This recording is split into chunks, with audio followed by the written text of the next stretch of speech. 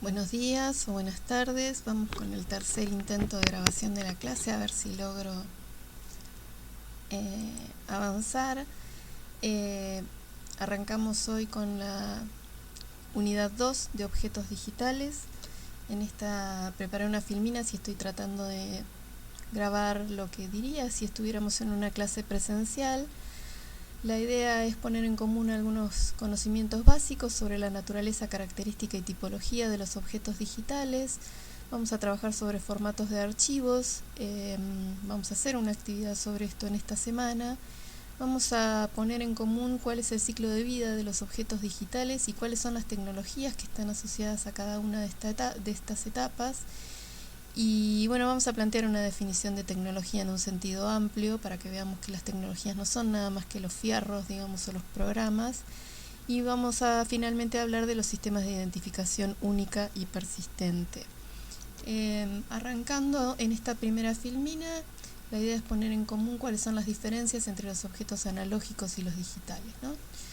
Básicamente en los objetos físicos o analógicos, como bien podría ser un libro, una foto en papel, un disco, digamos, el soporte o medio que contiene la información constituye en sí mismo el documento, ¿no? Es indivisible contenido de soporte, es visible, es tangible y por lo general podemos acceder a él sin intermediarios.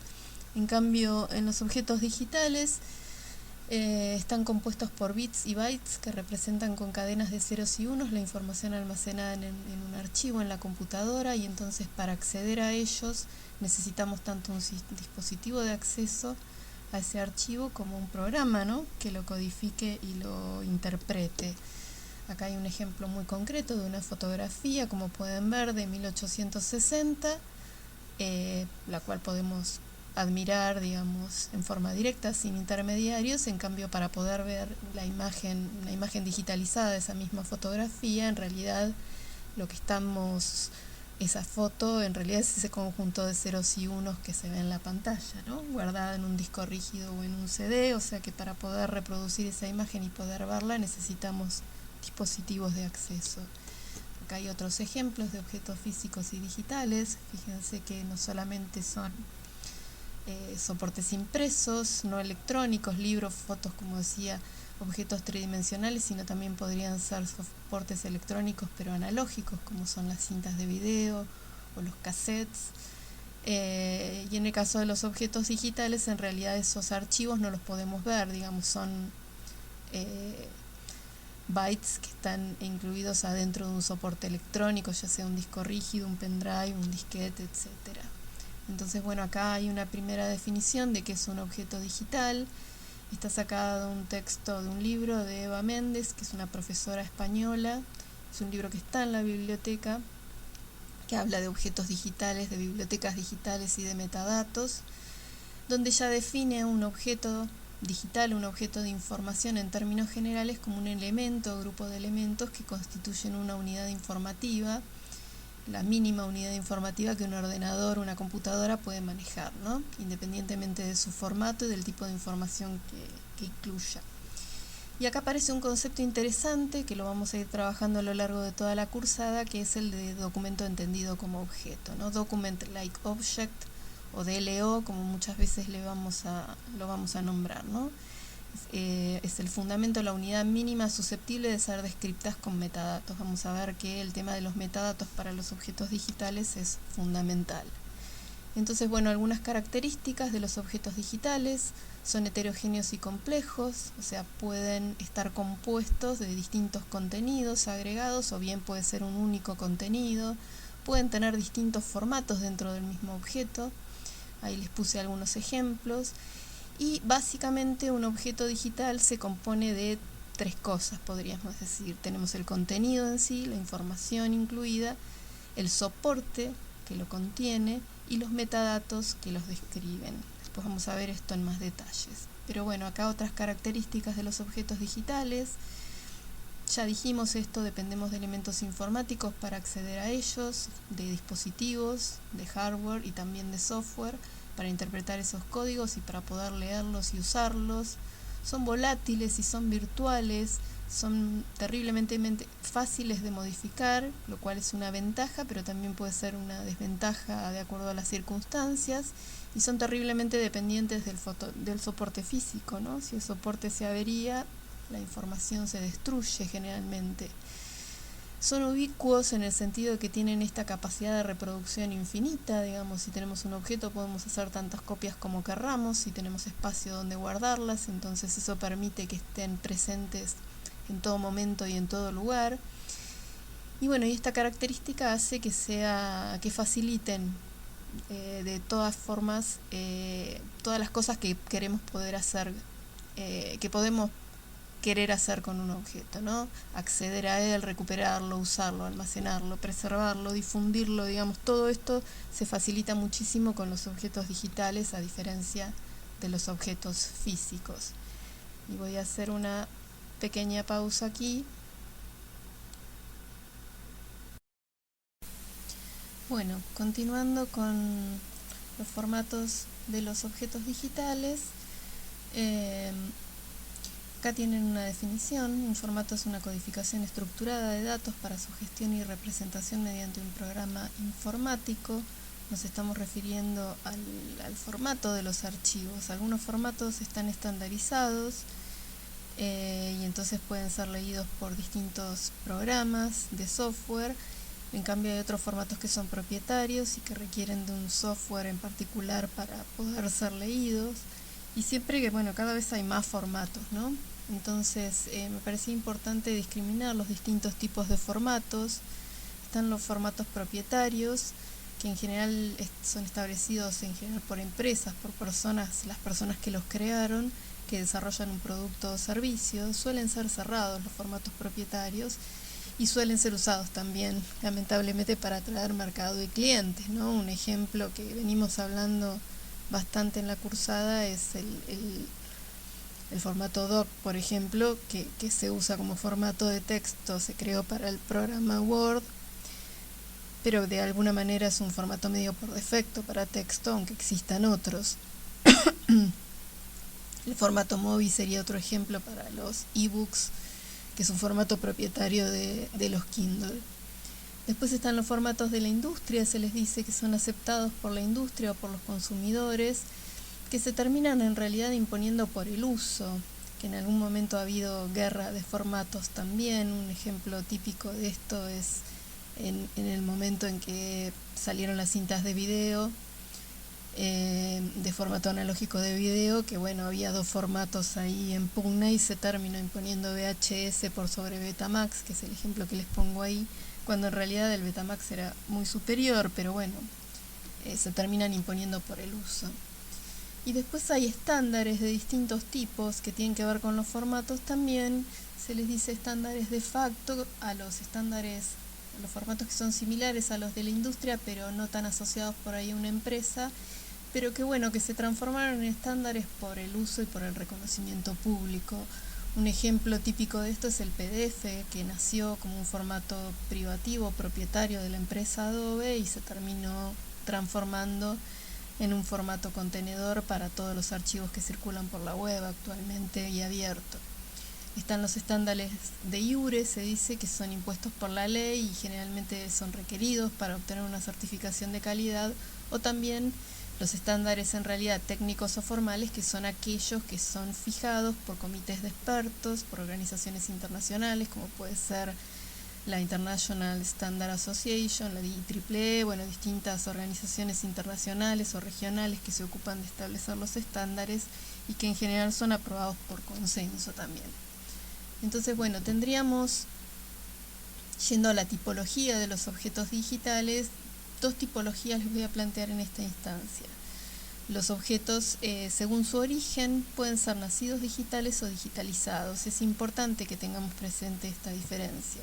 Los nacidos digitales son aquellos documentos u objetos que son creados mediante el uso de dispositivos electrónicos o programas informáticos, y de esa forma lo generamos, ¿no? Escribimos un texto, un archivo de doc, como decíamos hoy, lo generamos a través de un procesador de texto, o sacamos una foto con una cámara digital o con el celular y generamos un archivo con una imagen.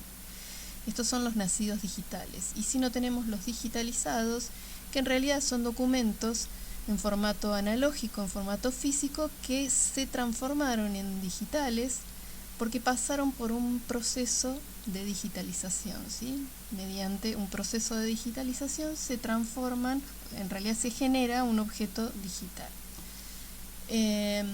Eso según el origen. Y según su formato, bueno, podríamos tener infinitas clasificaciones. Esta es una que elegí simplemente para plantear alguna y que tengamos una idea. En general, los objetos digitales, de acuerdo a su formato, podríamos agruparlos de esta manera, ¿no? Los objetos textuales, ¿no? Todo lo que tenga texto, imágenes fijas, imágenes en movimiento, todo lo que es video, películas, archivos geoespaciales que usan los programas de, por ejemplo, los sistemas de información geográfica. Bueno, los archivos web los conocen bien, los archivos que generan las páginas web, archivos de sonido, de audio, set de datos y bueno, siempre hay un genérico, un variopinto donde se incluye todo aquello que no sabemos dónde poner. Pero bueno, acá por ejemplo tenemos algunos tipos de formatos, véanlos después con detenimiento, de imagen, de video, de audio, de páginas web, de texto. Estoy usando las 3 letras en general que se suelen usar en Windows para identificar la extensión, digamos, de los nombres de los archivos, que en general la extensión nos está dando una idea del tipo de formato que tiene ese archivo, ¿no? .doc, dijimos, son documentos de Word, .txt son documentos de texto, en imágenes tenemos BMP, TIFF, GIF, PNG, JPEG, es el más conocido, de video, AVI, MOV, MP4, de audio, WAV, MID, MP3, bueno, distintos tipos de formatos que bueno, ya los vamos a explorar en detalle. Pero bueno, vamos al ciclo de vida de los objetos digitales. Perdón, sobre la parte anterior vamos a tener una actividad después de formatos. Entonces me interesa acá otra vez traer a cuento el texto de Eva Méndez sobre metadatos y recuperación de la información, donde ella hace una clasificación de las distintas etapas que se identifican en el ciclo de vida de los objetos digitales, ¿no? Acá les hice una ruedita muy bonita que me quedó. La primera etapa sería la creación, ¿no? Que acá, como decíamos, en el origen, dependiendo de si son nacidos digitales o si son digitalizados, se pueden crear por un software o, como les decía, pasar por un proceso de digitalización. La etapa de primero creamos los objetos, después los organizamos para su inclusión en un sistema de información que puede ser casero o institucional, pero bueno, hay que organizarlos, eso implica describir, identificar, nombrar. La recuperación, ¿no? Los organizamos en un sistema porque queremos recuperarlos, entonces tenemos que pensar al describirlos cómo vamos a querer recuperarlos, cuáles van a ser las búsquedas posibles, qué datos de contenido vamos a registrar para esto, el uso, ¿no? Los queremos recuperar para poder usarlos, entonces vamos a tener que pensar ahí en los aspectos legales, los permisos, las licencias de uso que vamos a permitir con esos objetos. Y finalmente la etapa de preservación tendría que ver con, bueno, cómo los vamos a guardar, cómo los vamos a preservar, almacenar, conservarlos a lo largo del tiempo. Esto tiene que ver con la migración de soportes, cómo garantizar a lo largo del tiempo el acceso a sus contenidos, ¿no? Entonces, pensar en estas etapas nos hace pensar en qué tecnologías están asociadas a cada una de estas etapas, ¿no? Y acá venía lo de la definición de tecnología, porque bueno, ¿qué es una tecnología, no? A veces pensamos que la tecnología son los artefactos, son el software en todo caso.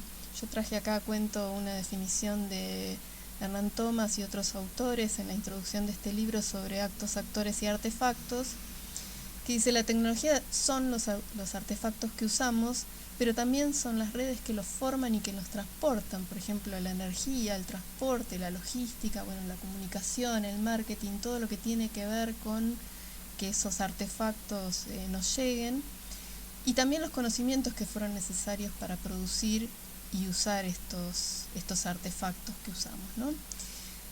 Y ellos dicen: la dimensión tecnológica nos atraviesa, aunque suele estar naturalizada, digamos, pasa desapercibida, todas esas cosas están las damos por sentado, ¿no? Como las olas o como el viento. Y la tecnología solo se hace visible en dos momentos: cuando deja de funcionar y cuando cambia rápidamente. Entonces ahí es cuando nos damos cuenta de todas las cuestiones que tienen que ver con la tecnología que naturalizamos. Entonces no solo son los artefactos, no solo son los productos o procesos productivos, sino que también son las formas de organización, como las regulaciones de comercio, los sistemas legales o las legislaciones. O sea que tenemos que pensar en esto con un sentido, en la tecnología con un sentido amplio, ¿no? Entonces, volviendo al ciclo de vida, si pensamos cuáles son las tecnologías asociadas a la creación de los objetos digitales, acá vemos que dependiendo de si son nacidos digitales o digitalizados, habrá distintas: artefactos, máquinas, computadoras, cámaras fotográficas, cámaras de videos, otros dispositivos electrónicos, en el caso de los nacidos digitales, software para procesar, para crear esos objetos. En cambio, en los digitalizados lo que necesitamos son equipos de captura, ¿sí? De captura de imagen, de transformación, software de digitalización, de gestión de estos programas de escáneres, de procesamiento de las imágenes, de corrección y detección de caracteres, ¿no? En el caso de la organización, recuperación y uso, fíjense que también acá estoy marcando no solamente cosas que son artefactos, en este caso son más bien procedimientos, lenguajes, esquemas de metadatos, normativas, normas y estándares para la creación de objetos, por ejemplo, accesibles, sistemas de identificación única para los objetos, esquemas de nombramiento de archivos, sistemas de asignación de direcciones web, estándares y protocolos de comunicación. Digamos, aparecen un montón de otras tecnologías asociadas, ¿no? Y para el uso, obviamente, los sistemas de publicación, cómo distribuimos esto, cómo hacemos que llegue en la web, y esto se hace a través de programas específicos como gestores de contenidos, bibliotecas digitales, repositorios, software de archivo, revistas, sistemas de publicación muy variados, ¿no? Y la etapa de preservación, el ciclo de vida de preservación tiene que ver, sí, mucho con el hardware, con el almacenamiento fundamentalmente, óptico, magnético, en la nube. Vamos a ver que esta es una cosa ya no tan nueva, pero bueno, que cambió mucho los sistemas de almacenamiento, soportes distribuidos, redundancia de soportes y bueno, y software de todo tipo, y además esquemas, buenas prácticas, normativas, recomendaciones, modelos que tienen que ver con prever todo lo que tiene que ver con la preservación digital, que es muy compleja, digamos, en esta etapa, ¿sí? Bueno, ya en la última parte de estas filminas voy a tomar una de todas las tecnologías que mencioné en las filminas anteriores, que son los sistemas de identificación de objetos digitales, los sistemas para generar identificadores persistentes para los objetos digitales. Un identificador persistente es una referencia de larga duración a un objeto digital, por ejemplo, a una página, un documento, etc. Siempre estamos hablando en el contexto de la web. Los identificadores persistentes, se dice que son persistentes porque perduran de alguna manera, sobrevienen a los cambios. Acá en la filmina ustedes tienen una definición, dice: permiten una asociación confiable entre un identificador y cualquier pieza de información digital en forma permanente y con independencia de su localización. Probablemente ustedes hayan oído hablar de alguno de estos ejemplos que se mencionan ahí. Les dejé el enlace. El DOI, que es uno de los ejemplos, el sistema DOI, es uno de los más difundidos y los más usados actualmente para identificar textos y publicaciones científicas digitales, ¿sí? No solo son persistentes, sino que también son accionables, porque cuando uno hace clic sobre un identificador persistente, además va hacia el objeto digital. Este tema de los identificadores persistentes es anterior a la web. Siempre fue necesario citar las fuentes de un trabajo y poder traquearlas, digamos, poder referenciarlas. Pero claro, hay muchos estudios que han demostrado que la mayoría, que después de cierto tiempo, después de varios años de ser citados, los objetos digitales, un porcentaje importante de direcciones web cambian, mueren, desaparecen, mutan, y entonces se generan lo que se llaman enlaces rotos.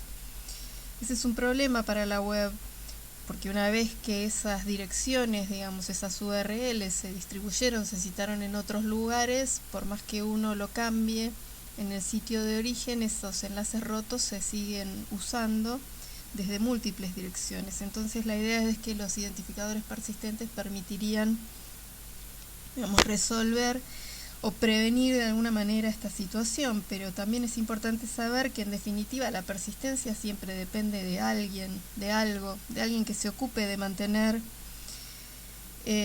como un servicio, digamos, resolver este problema.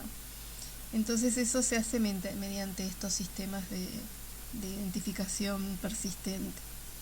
Básicamente, ¿cómo funciona esto? Nosotros funciona con un sistema de resolución, digamos. Ahí está el ejemplo de un DOI. Un DOI es una cadena alfanumérica de caracteres que se asigna de forma unívoca a un objeto digital.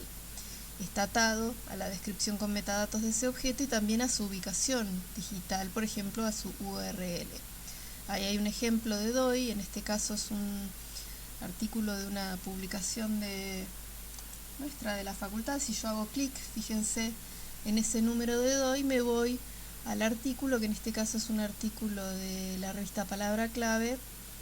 Ahí está el número de DOI completo con la indicación que yo hice clic en el DOI y me llevó directamente ese identificador a la URL donde está ubicado el artículo en cuestión, que es de Sandra Miguel y Paola Bongiovanni, ¿sí? A ver si puedo volver a mi filmina, aquí.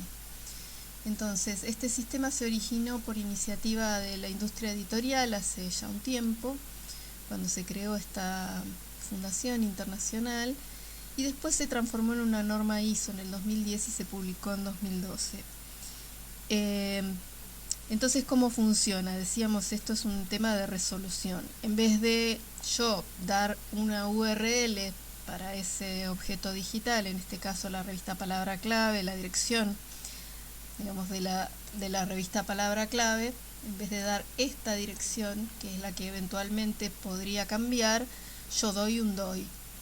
Y entonces ese DOI está, ese nombre está asociado a la URL de la revista Palabra Clave y a sus metadatos, ¿no? El autor de este artículo, en este caso el título, bueno, el resto de los datos. Entonces, en vez de ir directamente al objeto, el identificador persistente apunta a otra URL que es la de la ubicación del objeto. Entonces, esto permite que yo puedo cambiar infinitas veces la dirección de la revista Palabra Clave, pero su DOI va a ser siempre el mismo. Y en todo caso, lo que se hace es cambiar en el registro del DOI la URL final. Entonces yo siempre voy a tener esa identificación. Ese proceso es un proceso rápido e invisible para el usuario. Yo hago clic ahí y me está redireccionando, digamos, a la dirección actual del artículo. Y el enlace siempre se mantiene actualizado, claro, siempre se mantiene actualizado, siempre hay alguien que lo actualiza, ¿verdad? No es automático esto. Pero bueno, los metadatos asociados ayudan a la descripción del contenido. Acá hay alguna de las características y cómo funciona, en este caso, lo del DOI. ¿Cómo se implementa? Se implementa a través de agencias de registro, que son las que proveen los identificadores específicos para cada dominio y aplicación. Hay 8 agencias en el mundo de registro. Yo puse ahí las más conocidas, las más situadas. Crossref, dijimos, es la de la industria editorial, la que surgió para registrar artículos de revistas, libros, tesis, set de datos, preprints, digamos, de alguna manera. Esto lo maneja Crossref. Vamos a ir a la página de Crossref, aquí. Acá está. Fíjense que podría yo acá, no sé si lo copié, a ver, traerme de la página anterior este DOI, bueno,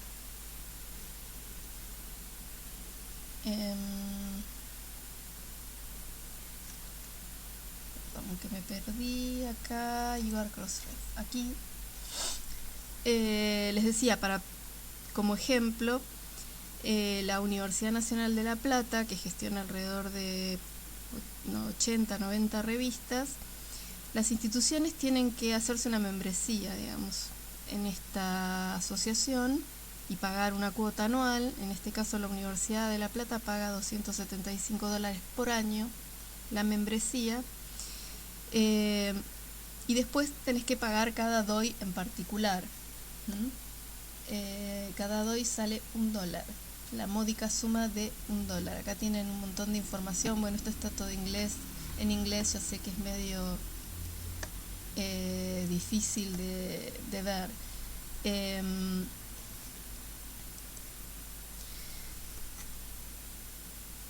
Ya existen desde que está Crossref, y el tema del DOI se fue imponiendo y difundiendo de una forma que hay cerca de 90 millones de contenido registrado en todo el mundo con DOI, y ya hoy por hoy es casi un default para los artículos de revistas, para los libros se está usando cada vez más, y si no tenés un DOI, medio como que quedas un poco afuera del circuito de interoperabilidad, por eso se está usando en prácticamente todo el mundo. Pero bueno, claro, como decíamos, tiene un costo importante. Bueno, yo voy a cortar acá les dejo las referencias bibliográficas. Esto en realidad son las citas y los trabajos que yo usé para armar estas filminas, no es que ustedes necesariamente tengan que ir a buscar a leer estos materiales, algunos los vamos a retomar en próximas clases, pero bueno, quería que tengan el dato. Algunos están en el curso TAI permanente y los últimos 2 son impresos. Lamentablemente no tengo las versiones digitales acá para pasárselas, pero bueno, ya creo que en algún momento los vamos a volver a la facultad, esperemos. Bueno, cortamos acá, después les voy a dejar otro video con la actividad que tienen que hacer esta semana.